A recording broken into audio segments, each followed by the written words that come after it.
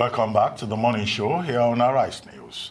It should be recalled how the court in Yenagoa on Thursday declared that the All Progressive Congress Party of Nigeria did not have a candidate representing it for the election in Bayelsa State. According to reports, INEC's National Commissioner and Chairman of its Information and Voter Education Committee, Festus Okoye, stated that the Commission has deployed all it needs for the elections, adding that the election will go on as planned. However, a federal high court sitting in Yenagoa in a case filed by one of the governorship aspirants of the All Progressives Congress, Senator Heineken Lokobiri, had on Thursday nullified the APC governorship primary, which produced the candidate Chief David Leon. The development had generated some form of confusion over the state of the election, which is scheduled for Saturday, November 16 in Bayelsa State. Joining us now from our Rise Abuja studio is Dr. Abiodun Adeniyi, Public Affairs Analyst and Associate Professor at Bayelsa University. Abiodun Adeniyi, good morning. Good morning, Doc, and good morning to your powerful team of cerebral ladies. Thank you very much. Now, I mean, what do you make of the confusion that seems to be at play in Bayelsa State ahead of the gubernatorial elections tomorrow? The APC has two cases. One justifies the participation of the party. The other says no. And then, of course, there's so much violence all over the place. What do you make of all of this?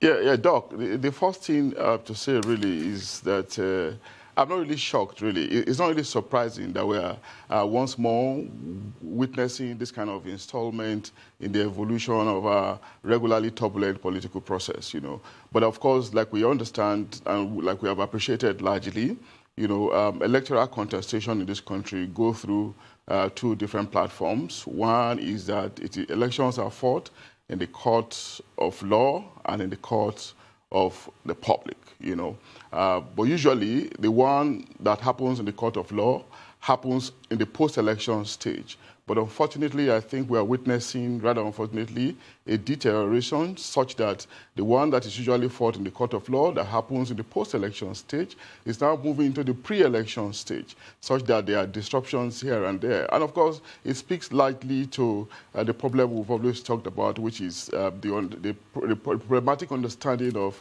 the philosophy of political contestation. We have made the point severally that it shouldn't be die-hearted. We shouldn't be too vociferous about it if the ultimate objective is to serve the people. There are ways in which we can use institutions, that we can manipulate institutions, be they judicial, be they statutory political institutions like INEC. There are ways in which we can use them, really. If we are actually sincere, the objective, the primary goal, or the ultimate will have been for us to use them for the good of the people, but as it were, we're not using them, manipulating them, tasking them to the brim because our ambition, matters more than every other thing, And I think that if the objective, the overall objective is actually service to the people, I don't think we'll be this die-hearted like we are witnessing once more in Bayelsa. But in the circumstance, I wouldn't blame INEC. I agree that INEC should go ahead with the election because they've already printed the materials. And of course, it's going to be problematic trying to change it at this last hour after spending millions or even billions, Of course, again, it will amount to waste of taxpayers' money, if anything is done to prevent the election from happening on account of the court judgment. We witnessed this in Rivers, and we witnessed it before during the general elections, and we witnessed it in Zamfara as well.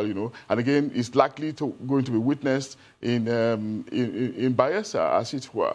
But how long will this continue? That's the question I think we should be bothered about. But there's something much more fundamental that is distracting us.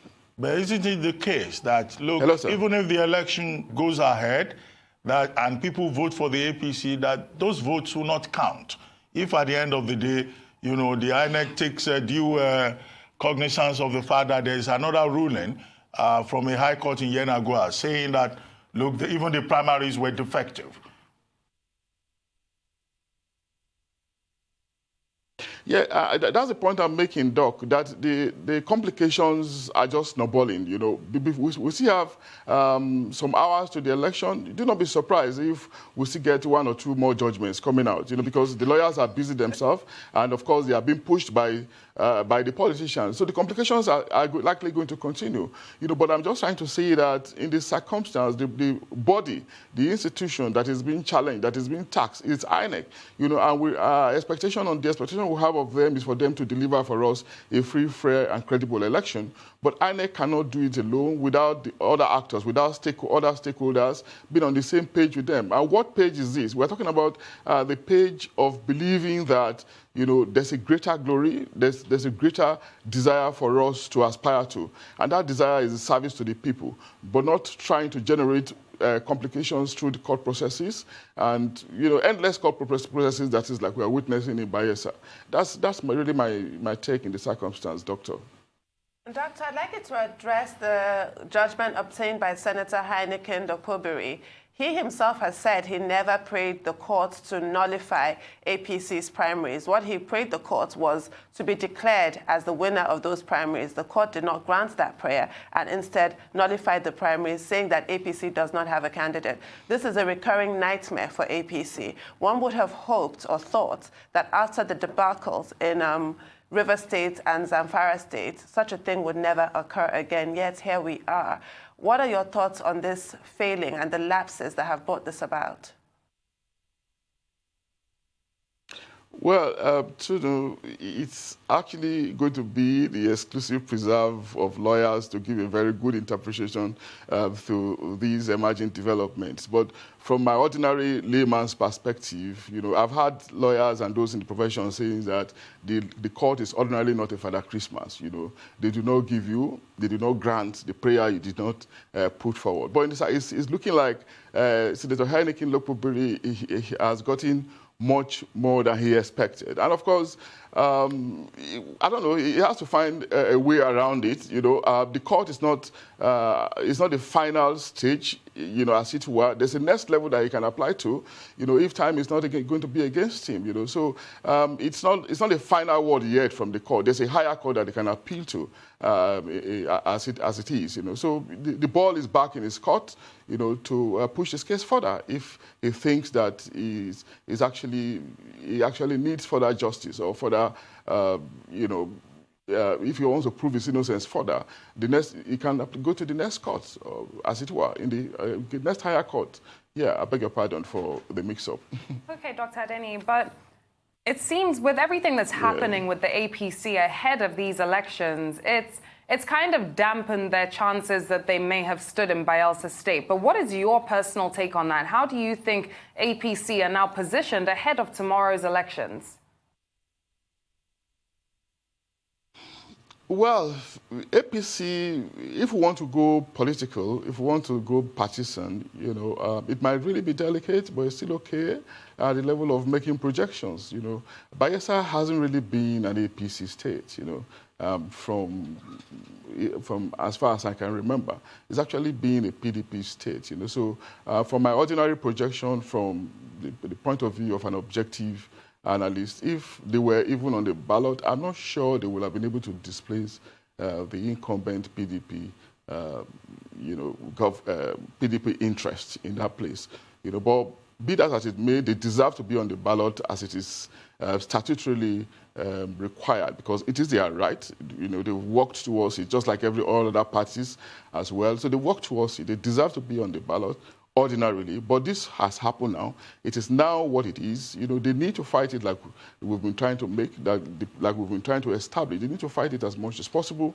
But then, you know, in fighting it, you know, all hands should be on deck. The boat should not be rocked. You know, the higher interest of service to the people should be prioritized. You know, and well, we'll see how it goes at the end of the day. But I don't see how they are not going to be bruised, how they haven't been battered in the circumstance. So if you bring them back on the ballot now, I don't see how their fortune will not be affected, going forward. Or what they can only do at the end of the day is perhaps to pursue their case, maybe again unfortunately, through the courts of law, but it will amount once again to the problematic tribunalization of the process we've been trying to discourage, But at the end of the day, it might actually be academic, because who says that the court will rule in their favor, But it's okay, again, if we want to look at it at the level of broadening our jurisprudence. But excuse me, for how long are we going to be using this as an excuse to tribunalize, electoral cases, There has to be an end to these things, please,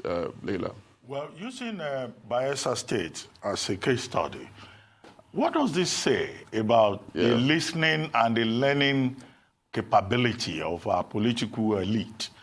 You recall that in the last general elections earlier this year, the primaries constituted a problem, okay? And the APC lost heavily on account of its mismanagement of the pre-election process.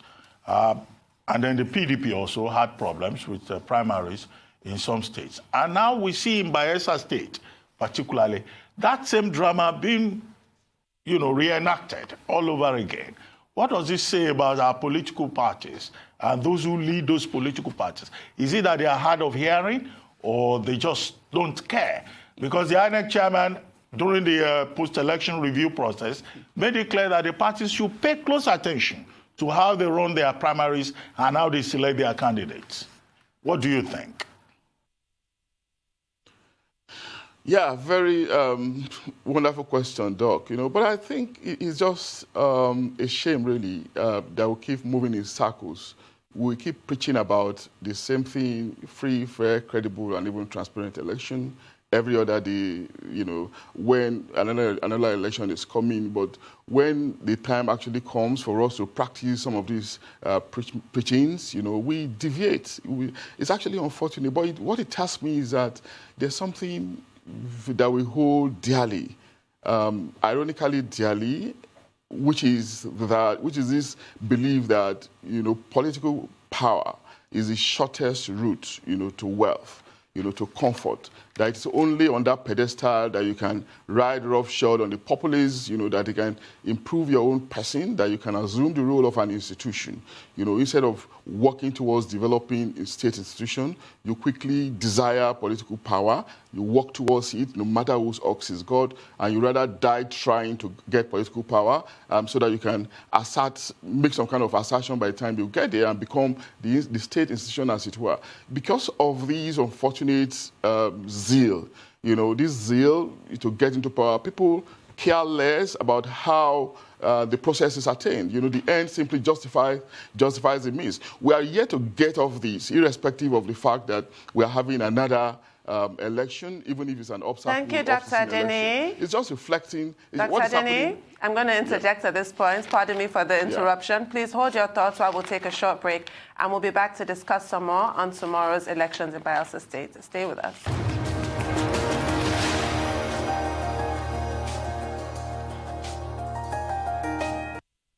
Welcome back to the morning show here on Arise News. We're still with Dr. Abiodun Adeniyi, Public Affairs Analyst and Associate Professor, Bayes University. Dr. Adeniyi, thank you for staying with us. Before the break, we were talking about just how high the stakes are where elections are concerned because of the huge wealth, privilege, power, advantage, name it, that's on the table for politicians, and it drives the sense of desperation, which leads me to the next topic, which is most unfortunate, the issue of violence that has reared its ugly head. Yesterday, this day reported that 5 people were killed in King Koko Square, Nembe local government in Bayelsa State. What are your thoughts on this, and what really ought to be done to nip this in the bud? We've already seen 5 deaths. Election day is tomorrow. Yes, the violence is very unfortunate too, not unexpected. We hear oftentimes how ready the police are. They've told us how the number of people they've deployed to Kogi and Bayelsa states, but unfortunately we are still seeing these violence. We might even, I'm not being pessimistic, but if we're not careful, we might even see more by tomorrow or the day after. But I wish that these agencies will rise up to it and prevent further bloodletting. But you see, when violence happens like this, we should know that, it's just a reflection of the mindsets of the elites, because all these people who indulge in violent acts are not, they do not have any serious interest in the process, unfortunately, perhaps because of ignorance, perhaps because of illiteracy, permit me to use that word, but they are like instruments, they're like tools in the hands of the elites, who push them, perhaps through their pronouncement, through their body language, to carry out acts that they think ordinarily they cannot carry out, because of the pedestal in which they sit. But it's also tells us that we should rein in continuously on the elites again to understand that they should not always think about winning. It might be difficult. It looks ordinary, it looks simplistic, but of course, perhaps through some level of orientation. Let's not just assume that they are elites, so they know it all. No, some level of orientation, some level of reacculturation, perhaps, for them to begin to think away from thinking that they could win all the time. If they lose today, tomorrow is another day, they could as well win. But this culture of moving in circles, when we think that, people come to you, they talk as if they are sanctimonious, they talk as if they are immaculate, but by the time it gets down to the game, they become different in their acts. It needs to stop, really. Otherwise, we'll just continue to live a lie as it is. We'll just continue to parade leaders who are at best hypocrites. And that's not what we need, really. Imagine everyone, being prone to violence. Imagine everyone being prone to bloodletting, just because you think that your interest has to be served at all costs. And no nation grows like that, Tutu. Absolutely. No nation does go like that. And I want to take you up on a point that ex-President Goodluck Jonathan made, where he said that only electronic voting can stop thuggery and violence when it comes to elections. Would you agree with this statement? And if so, does that mean that until we get to a point where we use e-methods for voting processes, we are not going to see an end to the amount or the prevalence, shall I say, of violence and thuggery around election time? Well, that's a very good suggestion coming from the former president, but there are two things I need to point out from here. One is that, no matter how perfect the system is, no matter how advanced the technology is, if the human elements, in the matrix, if they are not determined to make it work, they will never make it work. They will still find ways to circumvent it. After all, don't forget the question of the card reader. We thought it was going to improve the system. Yes, we have had it, but people are still circumventing it. So the human element is very, very important. Oftentimes, the human element, their own version of it is still a problem, really. We're not really there yet. The second aspect of it is to say that, well, at the level of infrastructure, electronic infrastructure, how ready are we? How capable are we? What about the question of power? What about the question of power that is still problematic? And of course, I don't know how ready we are as well in the area of ensuring that the system work very well. We have had failures with card reader in the past, and it's going to continue to happen because, again, of the reluctance of the human element, to ensure that these things are perfected. So all these things will continue to come into the mix. But the suggestion from the former president is not bad in itself. Ideally, it's not a bad one because it is geared towards improving the system overall. But the implementation is a problem. Implementation will be right if the human element is perfected, if there's a reorientation, if there's a reacculturation as well. Not the tepid commitment that we presently have. Now, it just looks as if we're all living a lie, we're all pretending, we're all just being hypocritical. We say one thing and we do the other. We talk about anti-corruption, we talk about having free, fair, and credible election. The politicians come, talk about it, umpires come, talk about it. But when the time comes for action, we just see a different thing on the ground, just because we have another focus. That focus is what we should begin to think about changing. We made lots of noise about this in the last general election, but we haven't really seen a post-election attempt, at working towards this orientation. And that's why we need to call on the Ministry of Information, the National Orientation Agency, and relevant government agencies to get down to work at the level of, trying to reconscientize our people and the leaders, towards a much more salutary electioneering process.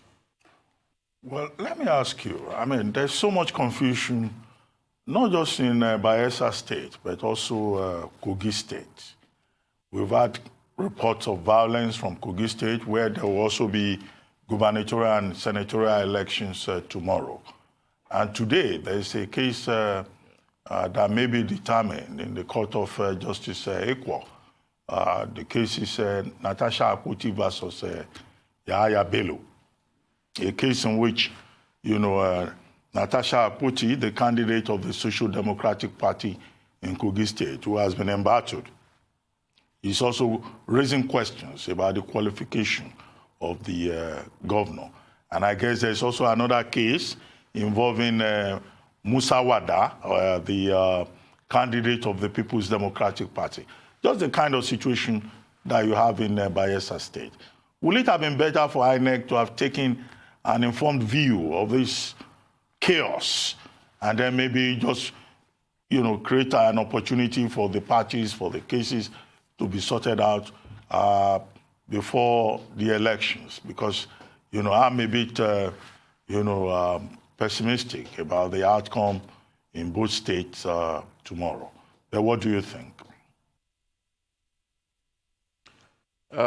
Doctors, if you give them another 1 year to sort out these things, I'm afraid it will never still get sorted out, So it's just better that we are definitive on periodization. These things are always difficult to conclude, if the political actors are prone to disagreeing. And from what we have seen, for what we continue to see, they don't look like people who can come around the table, who are concerned about consensus, about compromise, because of the bigger picture, because of the, I suppose, destination. That destination is acquisition of power for the sake of it, because it is only through power in their consciousness that they can be as close as possible to God, and it's really unfortunate. If the objective is service to the people, we wouldn't be elongating, we wouldn't be stressing the institutions the way we are stressing it. So I don't think there should be consideration for any kind of elongation. Let's see what happens tomorrow. Postponement wouldn't be the solution, really. And in the case of Kogi, don't forget that Kogi is like another mini Nigeria, a very complex state. And a couple of things have happened in the last 3, 4 years, especially how the governor emerged, a minority ruling over a majority, and that's what has made that's what is going to make the election more tense, And yeah, there are flashes of violence. Dekina is a flashpoint, and just like in Bayelsa, where we have Southern Nigeria local government as a flashpoint, the onus is on the security agencies to be alert to these places, and beyond that. And beyond that, in the case of Kogi as well, we need the people over there to understand that, power sometimes doesn't come from your machination. It is not about how dangerous you can be or how violent you can be. Power comes through a mix of factors. And if you begin to think like that, if you begin to have this broader view, perhaps they could temper down their determination a little bit, and so that we can have a free, fair, and credible election, as it is proverbially stated. So that's my take in the circumstance on Kogi, but I think it's going to be an interesting election as well. I'm not sure we need to make prediction at this stage, but it's going to be very interesting. But the most important wish in the circumstance is for it to be peaceful. Peace has to be emphasized, and it's okay to see the movement, the mobilization to the state, but it shouldn't just stop at the level of mobilization. The operatives, the security agencies have to be very effective. They have to be productive in the delivery of the service for which they are posted there. That's my take, Dr. Bharti. Indeed. We have to take another short break. Please stay with us. We'll continue on tomorrow's elections.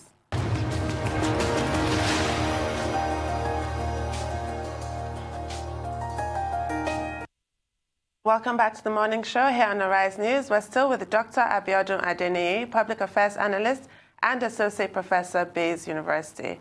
Doctor, before the break, you were talking about service. You've mentioned it several times that should be the point. For those seeking political office, it should be about the kind of service that they're promising to deliver. For those seeking re-election, it should be about their performance of those services that they had promised to deliver. However, it appears that APC in Kogi State has different ideas. I mean, you must have heard or read about the theatrics of Governor of Kaduna State, Nasir El-Rufai, kneeling to the electorate of Kogi State, begging them to re-elect their governor. I mean, I have a novel idea. This is like groundbreaking. I need a drum roll, you know. Should it not be about service? What on earth does begging have to do with anything? And then the First Lady took the podium to say, yes, you know, we know that you were not paid your salaries, but elect him anyway. What does that say about our political climate? Well, you know, when it comes to mounting the soapbox, you know, all kinds of tactics and strategy can actually be deployed, you know.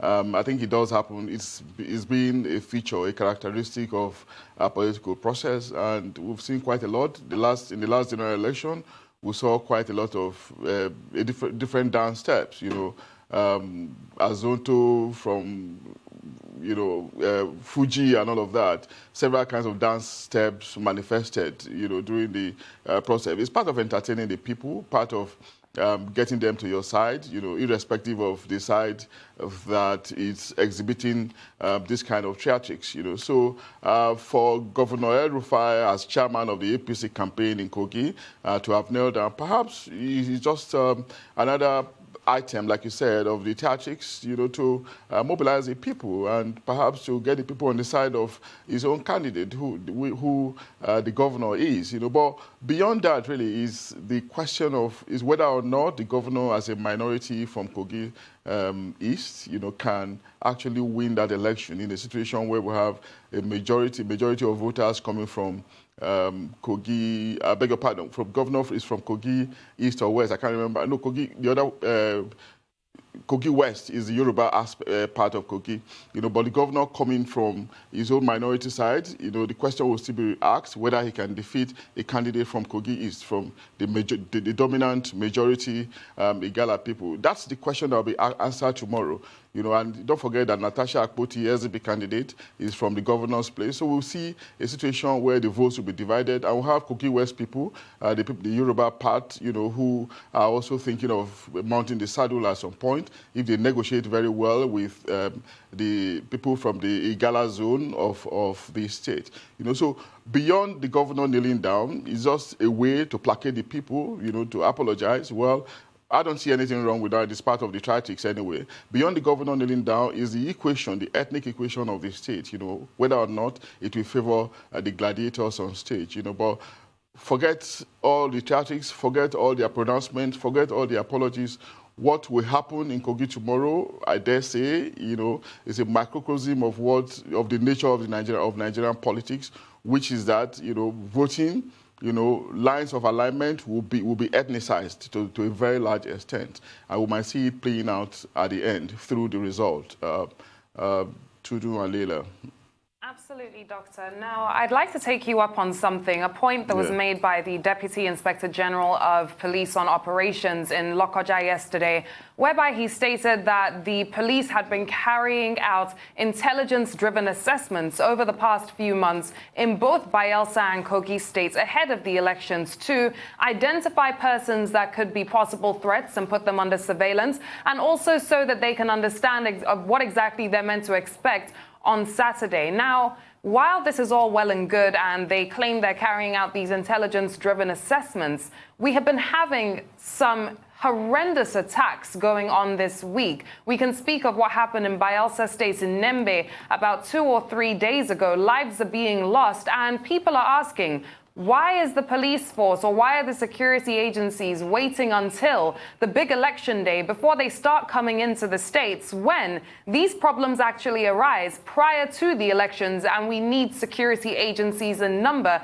far before. What is your take on this approach by the police, whereby they think that because they've been carrying out, or they claim they've been carrying out, intelligence-driven assessments for the past few months, they can just wait until election day before they start reacting to the political climate of these states?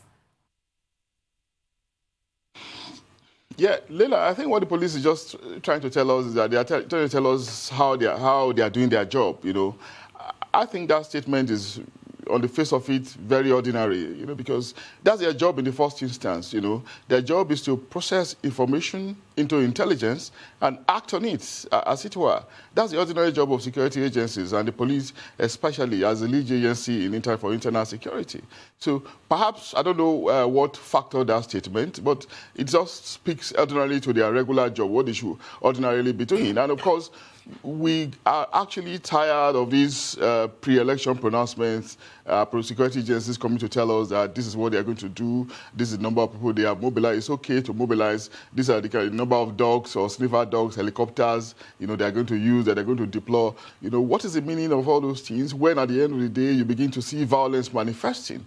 We will not be able to commend them until we see that, just like we are preparing at the civil level, at the pre-election stage, the election proper, and the post-election stage, they too should be busy preparing in all those stages. Perhaps they should be working in synergy with all other stakeholders, critical stakeholders like ANEC and all other agencies. It's not enough for us to be continually bamboozled with pronouncements about how ready they are, and when the elections come, we see violence. It can't continue like this. But I do believe that there's something that is still missing that the agencies are not addressing. I do know, I'm confident that they can deal with this situation. They can let us have a free, peaceful election if they really will, if they are determined. But that piece in the jigsaw that they are yet to put in place is actually the problem. They need to get this piece and put it in its right place so that we can have a peaceful election. I'm sure they can do it,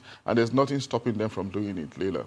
Yeah, beyond the elections in Bayelsa and Kogi states, one other major issue this week in Nigeria has been the conflict, if you like, between the Department of State Services and concerned Nigerians, including, counsel, who insist that Omoyele Sowore and Olawale Bakare should have been released by the Department of State Services following the grant of bail by a court of competent jurisdiction. And you now find the DSS going into conflict with those concerned Nigerians, reports of shooting, denial of shooting, reports of harassment or an assault, and denial again on the part of the Department of State Services. What do you make of all of this? Because it looks like at the heart of it is the rule of law and the role of institutions. Very well, Doc. I think it's high time we get this matter done with. There's absolutely no justification for the continuous incarceration of Omoyele Sowore. We're not looking at the merits of his action anymore. We've talked about that exhaustively. We have made a point that the young man was talking about objective material condition without looking at subjective material condition. And revolution don't happen in a vacuum. We have looked beyond that one, He has proven his case in the court of law, and the court has said that he should be released. And of course, the back and forth between the institution, the DSS and Omoyele Sowore's lawyers should just be ended, really. We've had so much of it, and I think we should just bring this matter to a close. We shouldn't snowball into the Dasuki kind of case or ex-Zazaki kind of case. It need not happen. Because Omoyele Sowore, you may like it or not, represents a kind of culture. It comes from a group that can be very loud and can be very distracting to the government. I don't think government needs the kind of distraction that what he represents can cause, really. So the thing to do is just to let him go, so we can move on and concentrate on the more serious business of governance and delivering the goods that the people were promised ahead of the general election. elections, really. And I think at this stage, the president should jolly well intervene and let the DSS do what they should rightly do, which is release him to his attorneys so that we can have peace and progress from there. Absolutely. And what's your take on the bills that were introduced this week to curb hate speech? There was some eyebrows raised and alarm raised about the death penalty being included as a proposal in one of those bills for somebody whose hate speech incites another person to be murdered. What are your thoughts on all of that? Yeah, Tutu, I don't have any problem with somebody, with a legislator presenting a bill in the Senate or in the House of Representatives or any legislator for that matter. What happens is whether or not that bill will see the light of the day. Bills move in 3 stages, the first, second, and third reading.